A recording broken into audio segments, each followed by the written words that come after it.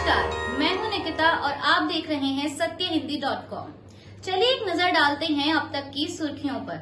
वाराणसी के ज्ञानवापी मस्जिद मामले में कथित शिवलिंग की कार्बन डेटिंग पर आज यानी शुक्रवार को कोर्ट में फैसला सुनाया जाएगा।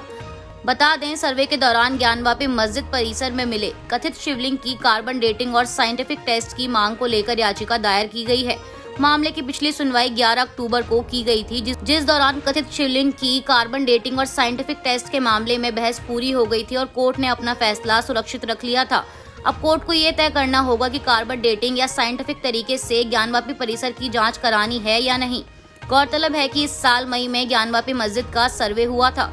सर्वे में मस्जिद के वजूखाने के बीच में एक शिवलिंग जैसा स्ट्रक्चर मिला है, जिसे हिंदू पक्ष शिवलिंग बता रहे हैं तो वहीं मुस्लिम पक्ष उसे फवारा बता रहा है। ऐसे में अब याचिकाकर्ताओं की मांग है कि शिवलिंग की कार्बन डेटिंग के साथ साथ साइंटिफिक टेस्ट कराया जाए ताकि उसकी उम्र का पता चले और मामला साफ हो जाए। बता दें, वाराणसी के जिला जज डॉक्टर अजय कृष्ण विश्वेश की अदालत इस मामले की सुनवाई कर रही है।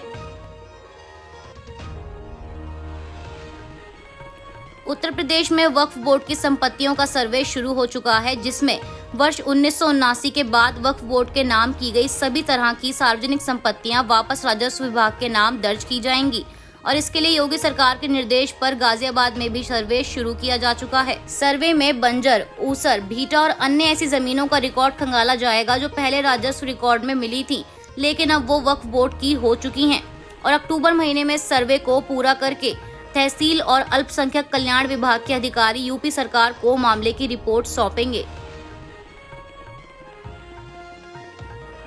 मॉस्को से दिल्ली आ रहे विमान में बम की खबर से हड़कंप मच गया है। कल रात यह विमान मॉस्को से दिल्ली आया है। ये फ्लाइट करीब 3:20 पर दिल्ली में लैंड हुई। पुलिस द्वारा दी गई जानकारी के अनुसार कल रात मॉस्को से दिल्ली आ रहे विमान में बम होने की सूचना मिली थी। देर रात 1:28 पर दिल्ली दमकल विभाग को जानकारी दी गई कि flight number SU 232 Moscow to Delhi में बम की सूचना है। इससे हड़कंप मच गया। इस फ्लाइट को रनवे नंबर 29 पर उतारकर फ्लाइट से 386 यात्री और 16 क्रू मेंबर को उतारा गया। हालांकि इसमें कोई बम नहीं मिला और मामले की जांच जारी है।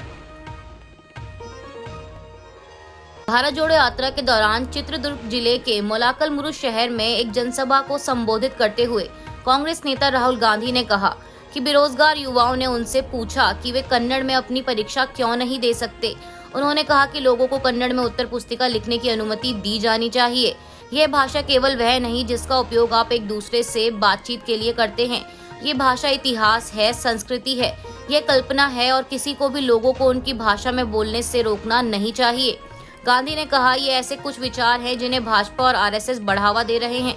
अगर भाजपा और RSS को लगता है कि वे कन्नड़ भाषा पर, कर्नाटक के लोगों पर, कर्नाटक के इतिहास पर हमला कर सकते हैं तो उन्हें कांग्रेस पार्टी की पूरी ताकत का सामना करना होगा।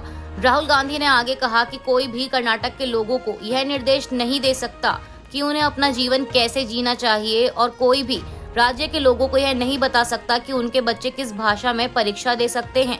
तमिलनाडु के लोग तमिल बोलना चाहते हैं और केरल के लोग मलयालम बोलना चाहते हैं तो उन्हें ऐसा करने की अनुमति दी जानी चाहिए। दरअसल कुछ दिनों पहले जनता दल सेक्युलर के नेता कुमार स्वामी ने आरोप लगाया था कि केंद्रीय कर्मचारी चयन आयोग यानी SSC की परीक्षा केवल हिंदी और अंग्रेजी में आयोजित की जा रही है, न कि किसी क्षेत्रीय भाषा में। LOC पर पाकिस्तान की घुसपैठ की एक और कोशिश को नाकाम कर दिया गया है। BSF के जवानों ने शुक्रवार को अजनाला सब डिवीजन के अंतर्गत आने वाले रामसास गांव के पास एक ड्रोन को मार गिराया है। घटना सुबह करीब 4 बजे की है। ड्यूटी पर तैनात कर्मी ड्रोन की आवाज सुनते ही एक्शन में आ गए। इसके बाद कार्रवाई करते हुए ड्रोन को मार गिराया गया। गुरदासपुर रेंज के DIG प्रभाकर जोशी का कहना है कि ड्रोन पाकिस्तान की देवरी फॉरवर्ड पोस्ट के जरिए भारतीय सीमा में घुसा था। जिस इलाके में ड्रोन भेजा गया था वह घने जंगलों वाला इलाका है। ड्रोन को गन्ने के खेत में मार गिराया गया। गोलीबारी के अलावा आकाश को रोशन करने के लिए इस्तेमाल किए जाने वाले रोशन बम भी सैनिकों द्वारा दागे गए और जांच करने पर ड्रोन से एक रस्सी भी जुड़ी हुई मिली। BSF और पंजाब पुलिस अभी भी इलाके की तलाशी ले रही है। पश्चिम बंगाल की मुख्यमंत्री ममता बनर्जी ने एक बार फिर भाजपा को आड़े हाथ लिया है। ममता ने गुरुवार को कोलकाता में आयोजित एक कार्यक्रम के दौरान दुर्गा पूजा में गांधी जैसी प्रतिमा को असुर के रूप में दिखाने वाले विवाद पर अपनी प्रतिक्रिया दी। उन्होंने इस घटना को शर्मनाक बताते हुए कहा कि लोग इसे माफ नहीं करेंगे।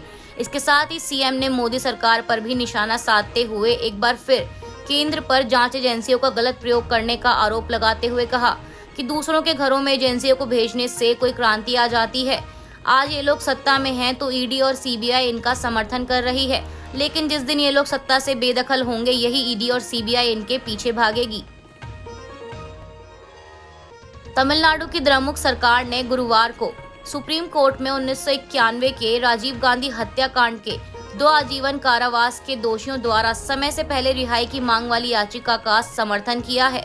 दरअसल सुप्रीम कोर्ट ने 26 सितंबर को केंद्र और तमिलनाडु सरकार को दोनों दोषियों द्वारा दायर अपील पर नोटिस जारी किया था, जिसमें मद्रास उच्च न्यायालय द्वारा 17 जून को पारित आदेश के खिलाफ उन्हें रिहाई देने से इनकार कर दिया गया था। वहीं राज्य सरकार ने जवाब में कहा कि दोनों ने 30 साल से अधिक की जेल की सजा काट ली है और उसने 4 साल पहले सभी 7 दोषियों की सजा में छूट को मंजूरी दे दी थी। साथ ही राज्य सरकार ने दोषियों एस नलिनी और आरपी रविचंद्रन द्वारा दायर अलग अलग याचिकाओं के जवाब में कहा कि कानून अच्छी तरह से जानता है कि राज्यपाल संविधान के अनुच्छेद 161 के तहत राज्य के मंत्रिपरिषद की सहायता और सलाह से बाध्य है। आज के लिए बस इतना ही। बाकी की खबरों के लिए बने रहिए सत्यहिंदी.com पर।